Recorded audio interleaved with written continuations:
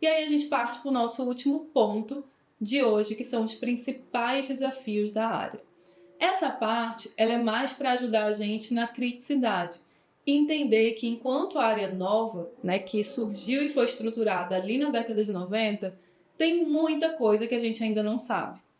E também esses desafios podem inspirar pessoas que pensam em pesquisar sobre a área. Se você aí tem interesse acadêmico de fazer um mestrado ou um doutorado, talvez esses desafios te inspirem a seguir nesse processo, certo? Eu vou colocar aqui alguns deles, mas tem muito mais.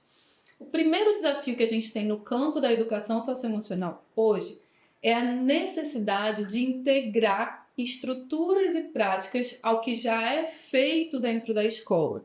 Muitas vezes a gente não consegue promover essa integração, acaba entrando como algo descolado e desconectado do que já é feito, como eu já falei aqui várias e várias vezes. Então, estudar como é que a gente pode integrar isso no contexto escolar, ou integrar isso dentro de uma organização, de maneira que isso faça parte do contexto, do cotidiano, não pareça algo extra, ou algo que está fora, ou algo que está ali sendo imposto, é um desafio que vale a pena ser aprofundado e ser melhor pesquisado.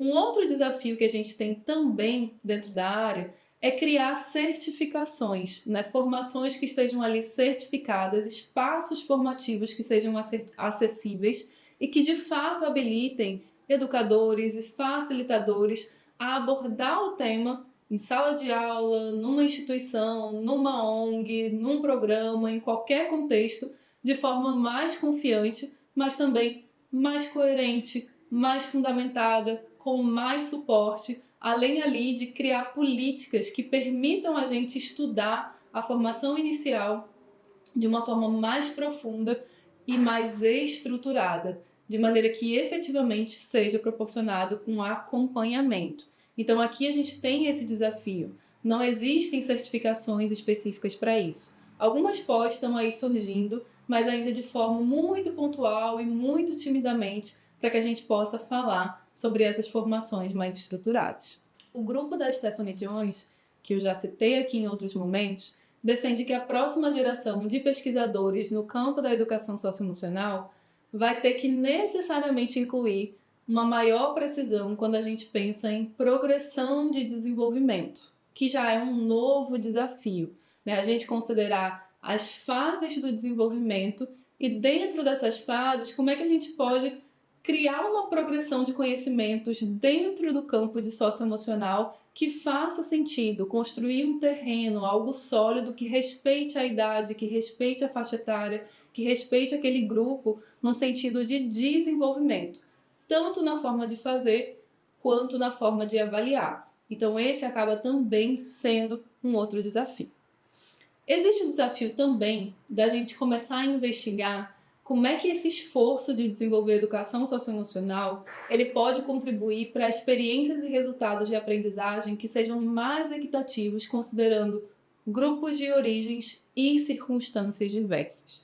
A maioria das pesquisas e das evidências produzidas hoje no campo da educação socioemocional não tem recortes por grupos de origens e circunstâncias diferentes. Então a gente não sabe muito bem quais são as diferenças, o que pode ser considerado, como é que a gente pode entender melhor diferentes contextos para falar sobre os resultados, ou sobre o que é eficácia, ou coisas desse tipo dentro do campo. Outro desafio, saber o que faz exatamente um programa funcionar. É muito difícil, como eu já falei aqui, a criação de um programa estruturado é algo muito robusto. Então você não consegue isolar uma variável dentro do campo como fez lá o grupo da Stephanie Jones. No laboratório de Harvard, eles isolaram algumas estratégias, mas eles estudaram só a estratégia. Nos programas, de uma forma geral, a gente não consegue isolar o que faz esse programa funcionar, o que está sendo efetivo e o que é que não está sendo efetivo. Então, isso dificulta muito a gente saber o que exatamente aqui está fazendo essa roda girar, o que poderia ser tirado porque é desnecessário, o que pode ser mantido porque é essencial. Esse é um desafio que a gente tem, né? Então, por exemplo, se a gente for pensar, será que só uma formação e o acompanhamento do educador já teria um impacto positivo dentro de um contexto? Será que se eu não desenvolvesse absolutamente nada com os estudantes, eu investisse só em acompanhar, informar o educador, em dar suporte para ele, será que isso geraria algum tipo de diferença? São perguntas que valem a pena ser feitas e pesquisadas dentro do campo de socioemocional. Outro desafio é conhecer a influência real das diferenças culturais e étnicas. Todo mundo sabe que tem diferença. Dependendo da cultura, dependendo da etnia, o que a gente não sabe é quais diferenças são essas e como que elas influenciam de maneira real o desenvolvimento ou a criação de um programa de socioemocional. Isso está em andamento, tem aí alguns resquícios de resultados, mas nada ainda muito sólido, tá? Também precisamos, enquanto desafio, melhorar as formas que a gente tem de avaliar o campo hoje, criando principalmente maneiras mais viáveis, mas também mais assertivas. Aqui no Brasil, por exemplo, a gente não tem, pelo menos não que eu conheça até o momento, um programa que criou e validou um instrumento próprio que avalia exatamente o que ele faz. O que normalmente os programas eles têm são avaliações de outros campos genéricas que apresentam similaridades com aquilo que o programa está fazendo, mas não foi pensado especialmente para como ele desenhou o programa e como ele gostaria de desenvolver ali passo a passo. Então isso é uma oportunidade para a gente melhorar e para a gente produzir mais pesquisas no futuro.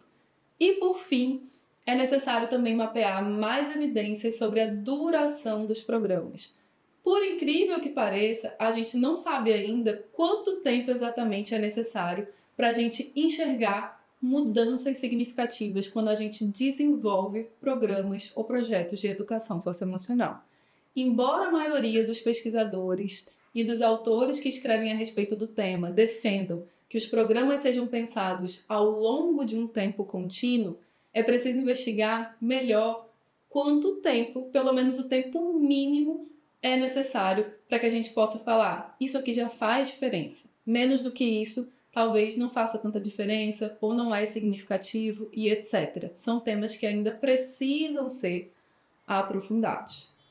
Um bocado de desafio, né? E eu nem falei sobre todos. Mas por hoje é só.